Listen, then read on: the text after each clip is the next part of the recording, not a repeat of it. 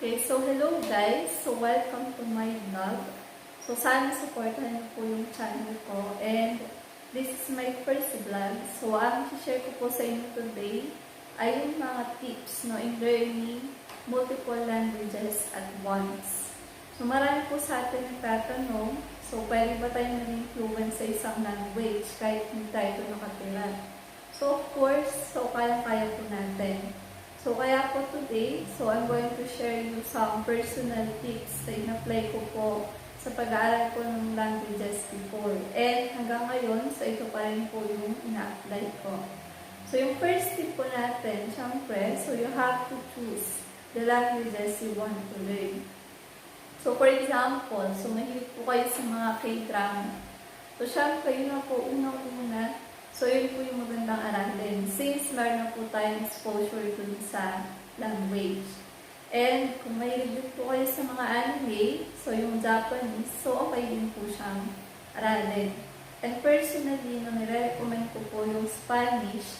Since ang Spanish po is, yung structure niya is parang English lang din. And marami po tayong mga words na kapares lang din ng sa Spanish. So, yun po yung first tip natin. So, pag-isipan nyo mabuti kung ano po yung gusto natin na aralin na languages. And, yung second, second tip, choose reliable resources.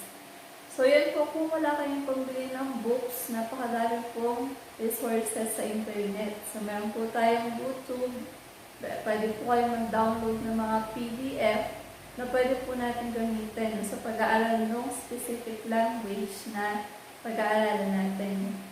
So, for example, kung mag-aaral po kayo ng Japanese, I personally recommend po yung Mina no Nihongo and yung Somatome series. So, yun po, meron kayong mabibili ng mga books. So, mag-search lang po kayo sa Google kung saan po pwede makabili ng mga yun. While kung Korean naman po, personally, ginamit ko before, pwede kayong gumamit po ng Korean grammar in use. No? So, yung Korean grammar in use, series din po yun. So, meron siya pang beginner, intermediate, or advanced. So, pwede rin kayong mag-search po sa internet kung ano po yung mga pwede natin resources. So, mas maraming resources, mas better. So, yan po yung second tip. While yung third tip naman po natin is, yung practice patience. Siyempre, sa pag-aaral po ng isang language, napakarami po natin dapat na i-consider.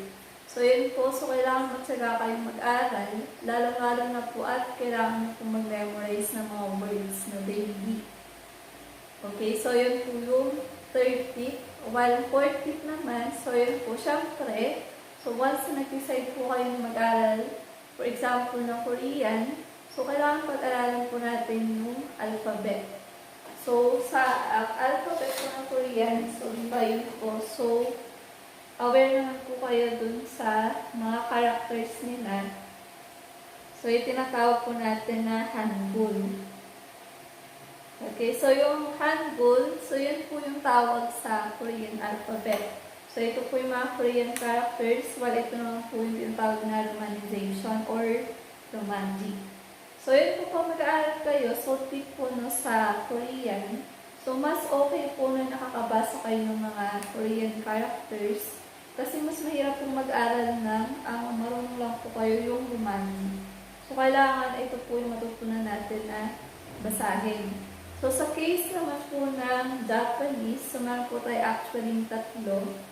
Meron po tayong hiragana, katakana, or ganito po actually yung writing niya talaga. And yung pangatlo po ay kanji. Yung kanji means, Chinese characters. Yan po yung kailangan natin consider pag Korean and pag Japanese. Well, yung Spanish naman, actually yun po is may konti lang dagdag dun sa alphabet po natin. Okay, yun po yung fourth tip natin. While yung fifth tip naman is learn the basic expressions. for sure, kung nanonood po kayo ng mga Korean dramas, so meron kayong mga alam na po ng mga expressions aside from ano nga sa'yo. So, yung ano nga sa'yo, di ba yun na po yung pinaka-common na greetings po ng mga Korean. So, once na nag-aral po kayo, nag-decide kayo mag-aral ng Japanese or ng Korean, so syempre yung mga greetings muna and basic expressions like good morning, good afternoon, good evening, see you tomorrow. So, yun po yung mga una-una natin dapat na aralin. Okay, so yung next tip naman natin is, time management. Okay, so kung mag-decide kayo na mag-aral ng 2 languages at once, so mag-set po kayo ng schedule. So, siyempre, for example, sa Korean, so 3 hours a day, so okay na po yun. Pero, so mas okay po sana, so magdepende po kayo dun sa level ng difficulty. For example, napili niyo po yung Korean tsaka yung Japanese. Kung mas nahihirapan kayo sa Japanese, so mas better po na mas habaan po yung oras ng pag-aaral ng Japanese kaysa sa Korean. For example, 3 hours sa Korean or 4 hours naman sa Japanese. So, since naka-quarantine naman po tayo ngayon, I'm sure sa mga hindi po nag-work at home, so marami po tayong oras na para mag-aral. So, nakadepende po sa inyo kung ano po yung gusto nyong schedule.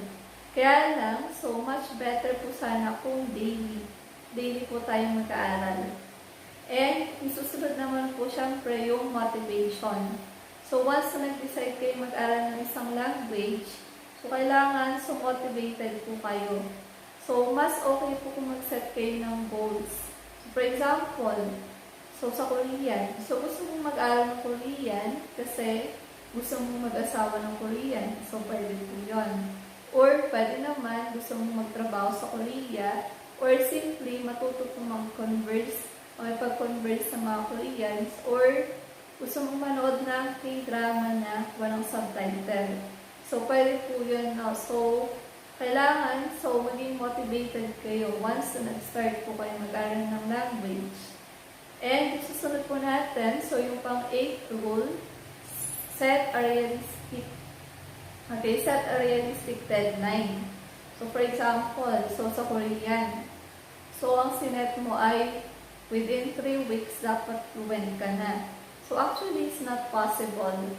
So, based on my experience, so, sa 3 weeks, ang kaya mo palang gawin doon na kapag tuloy-tuloy ka na nag-aral, so ang kaya palang natin gawin doon is magbasa, so magsulat, and mag-construct po ng mga basic na sentences.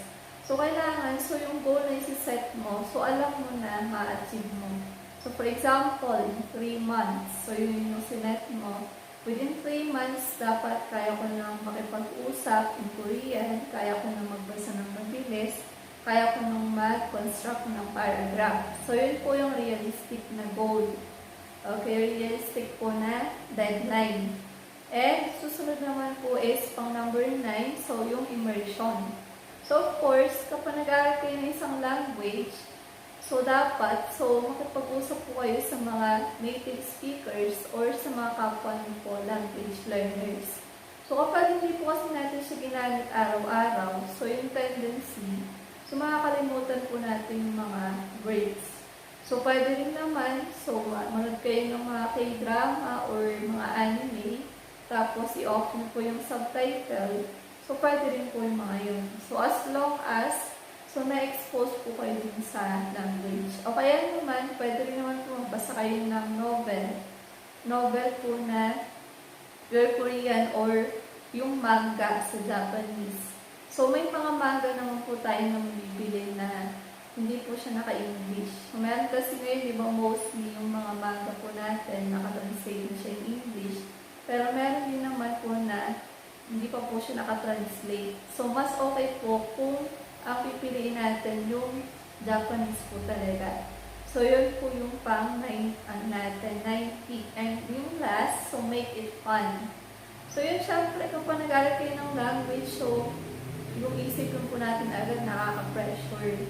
So, nakaka-pressure po siya talaga actually. Pero, so yun po, no, once na nag-start na kayo, so So, huwag niyo pong isipin na mahirap. And, so yun po for example sa 3 hours. So, okay na po yun. So, kahit na po 1 hour a day, so okay lang. So, malaking achievement na po siya. So, huwag po natin masyadong i-pressure yung sarili po natin.